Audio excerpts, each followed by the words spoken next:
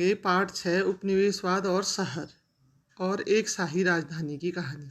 शाही राजधानी इसमें कहा गया है नई दिल्ली को। ठीक है, तो उपनिवेशवाद आप जानते हैं, गुलाम जैसे भारत 1947 से पहले अंग्रेजों का उपनिवेश था, है ना।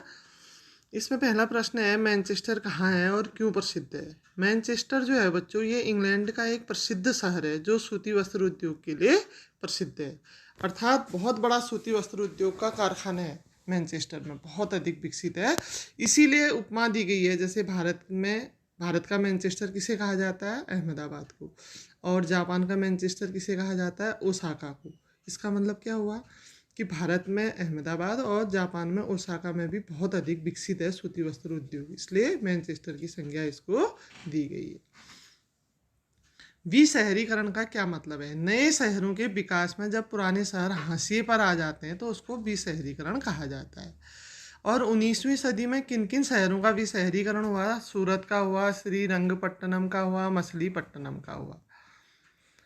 शहरीकरण क्या है, देखो, ऐसी प्रक्रिया जिसमें अधिक से अधिक लोग कस्बों और शहरों में जमा होकर रहने लगते हैं। जैसे नारायण नगर का आज शहरीकरण हो रहा है, हम कह सकते हैं, क्योंकि आसपास के जितने गांव हैं, कस्बे हैं, वहाँ से लोग सब आकर के नारायण नगर में रहना पसंद कर रहे हैं। क्यों? स्कूल की सुविधा, हॉस्पिटल की सुविधा, सड़क की सुविधा, दुकानों की सुविधा, है ना। इसलिए लोग वहाँ रहना पसंद करते हैं जहाँ पे उनको सारी सुविधाएं मिलती हैं। इसी को शहरीकरण कहा जाता है। 19वीं सदी में सूरत शहर हाशिए पर क्यों आ गया। देखो, सूरत बंदरगाह था पहले, और अंग्रेजों ने उसी के थोड़ा आगे मुंबई कहते हैं, जिसको आज हम बम्बई उस समय कहा जाता था, उसको विकसित किया अंग्रेजों ने। महाराष्ट्र की राजधानी है ना, तो मुंबई शहर के विकसित होने से क्या हुआ बच्चों, अब सारा लेन देन, आयात निर्यात सब बम्बई से होने लगा, जिसके कारण सूरत बंदरगाह हाशिए पर आ गया। अभी ऊपर भी शहरीकरण था ना, तो सूरत का विशहरीकरण हो गया, आप कह सकते हैं, हाशिए पर आना या विशहरीकरण।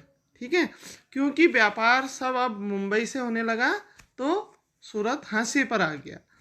शासन की सुविधा की दृष्टि से औपनिवेशिक भारत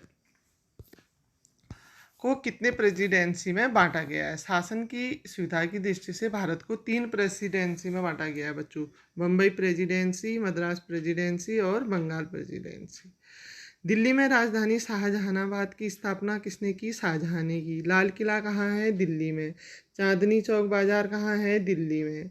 जामा मस्जिद कहाँ है, दिल्ली में। ठीक है, और दरगाह किसे कहते हैं, देखो, सूफी संत के मकबरे को दरगाह कहते हैं। जैसे हमारे यहाँ साधु संत कहाँ रहते हैं, मंदिर में रहते हैं ना, तो ऐसे ही मुसलमान के जो सूफी संत होते हैं वो मकबरे में रहते हैं। खानकाह क्या है, यात्रियों के लिए विश्राम घर। जो हमारे यहाँ जगह जगह पे रोड के किनारे पे विश्राम घर बने रहते हैं, उसी को उर्दू भाषा में खानकाह कहा जाता है। और ईदगाह है मुसलमानों का खुला प्रार्थना स्थल। आपने देखा होगा कि जब ईद नमाज वगैरह पढ़ते हैं ईद के दिन, है ना, तो सारे मुसलमान एक खुले मैदान में इकट्ठे होते हैं और नमाज अदा करते हैं, उसी को ईदगाह कहा जाता है। दिल्ली से पहले ब्रिटिश राजधानी कहाँ थी। आज भारत की राजधानी कहाँ है बच्चों, दिल्ली है ना। उससे पहले कहाँ थी राजधानी, देखो, ये थी कोलकाता में 1911 ईस्वी तक। 1911 के बाद दिल्ली बनी राजधानी। मद्रास जैसे शहरों में गोरे इलाकों में कौन लोग रहते थे, जो बड़े बड़े शहर थे, जैसे मद्रास है, मुंबई है, कोलकाता है, यहाँ पर गोरे इलाकों में रहते थे कौन, अंग्रेज लोग, अधिकारीगण, व्यापारीगण और सौदागर। अधिक धनी संपन्न लोग जो थे वो गोरे इलाकों में रहते थे। ठीक है, अंग्रेजों ने दिल्ली में ही विशाल दरबार क्यों लगाया, जबकि दिल्ली राजधानी नहीं थी।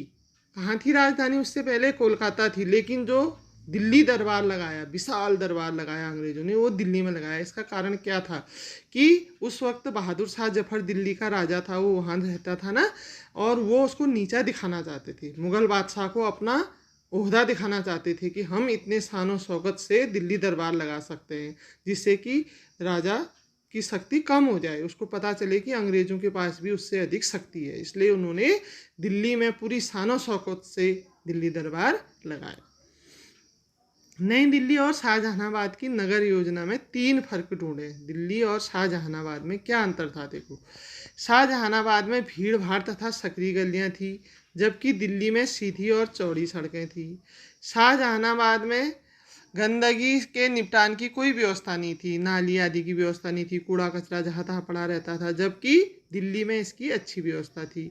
शाहजहानाबाद दीवारों से घिरा शहर था, चारों ओर से दीवारों से घिरा था, जबकि दिल्ली एक खुला शहर था। वहाँ पेड़ व पार्क भी थे जो शुद्ध हवा की पूर्ति करते थे। इसका अर्थ हम कह सकते हैं कि शाहजहानाबाद एक पुराना शहर था और नई दिल्ली जो थी बहुत विकसित शहर था। धीरे धीरे उसमें सुधार होते जा रहा था। ठीक है। विभाजन से दिल्ली के जीवन पर क्या प्रभाव पड़ा? जब विभाजन हुआ था इससे दिल्ली पर क्या प्रभाव पड़ा? देखो, विभाजन का दिल्ली पर बहुत बड़ा प्रभाव था, जो इस प्रकार है। यहाँ की 2/3 जनसंख्या पाकिस्तान चली गई। जब स्वतंत्रता के बाद विभाजन हुआ ना बच्चों, तो हमारे दिल्ली की बहुत सारी जनता, हमारी पूरे भारत से आधी जनता जो थी, जो मुसलमान लोग थे, वो पाकिस्तान चले गए और 5 लाख पाकिस्तानी शरणार्थी दिल्ली आ गए थे। वहाँ के पाकिस्तान से जो हिंदू लोग थे वो दिल्ली आके रहने लगे। यहाँ कई नए स्कूल और कॉलेज खोले गए, नई बस्तियाँ बनाई गई और दिल्ली की आबादी बहुत तेज़ी से बढ़ने लगी। अब नए कल कारखाने खुलने लगे, स्कूलों की सुविधाएं खुलने लगी, पाकिस्तान से भी आए लोग, शरणार्थी लोग आए, देश की राजधानी भी बन गई थी ये। तो अब इसके कारण दिल्ली की राजधानी तब से अभी तक लगातार बढ़ते ही जा रही है। दिल्ली के लोगों के व्यवसाय में भी काफ़ी परिवर्तन आ गया। अब वहाँ पर नए नए व्यवसाय लोग करने लगे। ठीक है। भारत की राजधानी दिल्ली से पूर्व कहाँ थी? अभी बताया था जैसा कि हमने, भारत से पहले राजधानी कहाँ थी? कोलकाता में।